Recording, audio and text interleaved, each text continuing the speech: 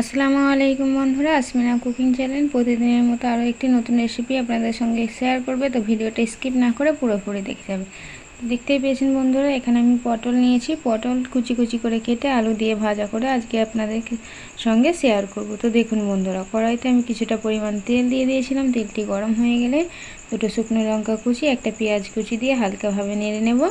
তারপর আলু ও পটল কুচোনো আমি দিয়ে দেবো। দিয়ে পরিমাণ মতো হলুদ এবং স্বাদ অনুযায়ী লবণ দিয়ে দেবো। দিয়ে নাড়তে থাকবো এবং গ্যাসের ফ্লেমটা তখন হালকা আঁচে থাকবে। যদি আমি গ্যাসটা জোরে দিয়ে রাখি তাহলে দেখবেন এগুলো অল্পতেই পুড়ে যাচ্ছে এবং সিদ্ধ হচ্ছে না।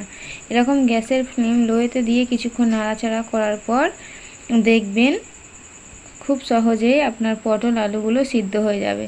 তো দেখুন বন্ধুরা, এইভাবে খুব সহজ পদ্ধতিতে আপনারা যদি এই ভাজাটা বাড়িতে করে দেখতে পারেন এবং খেতেও খুব টেস্টি হয়। গরম গরম ভাতের সঙ্গে তো খুব যায় এই ভাজাগুলো। তো বন্ধুরা, এরকম নিত্য নতুন ভিডিও পেতে আমার চ্যানেলটি সাবস্ক্রাইব করে আমার চ্যানেলের পাশে থাকবেন। তো ধন্যবাদ বন্ধুরা ভিডিওটি দেখার জন্য।